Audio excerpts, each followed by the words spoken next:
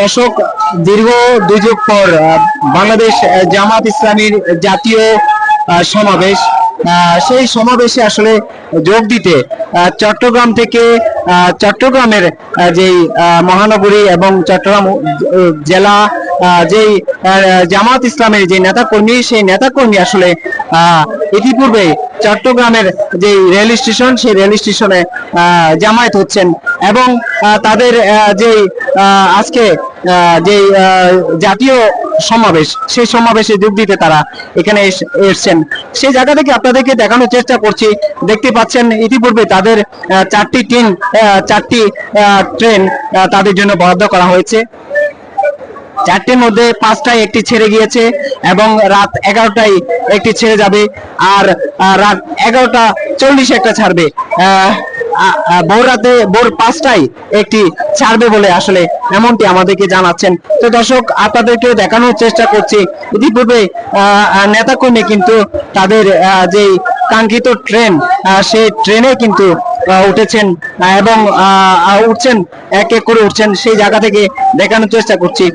প্রত্যেকটি বগিতে কিন্তু আপনাদেরকে যে জিনিসটি তারা লাগিয়ে দিয়েছেন, চাঁদগাঁও, বাজি, পাঁচলাইশ, এভাবে আসলে ভাগ করে দেওয়া হয়েছে তাদেরকে।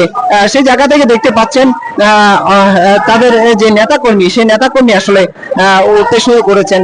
বৃষ্টিও হচ্ছে দর্শক, এই বৃষ্টি উপেক্ষা করে তারা আজকে তাদের যে জাতীয় সমাবেশ, সেই জাতীয় সমাবেশে যোগ দিতে তারা তাদের ট্রেনে উঠছেন।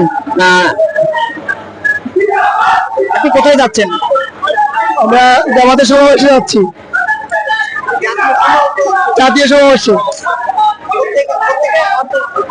আমি চট্টগ্রাম আলোয়ারা থেকে, চট্টগ্রাম দক্ষিণ জেলা আলোয়ারা থেকে।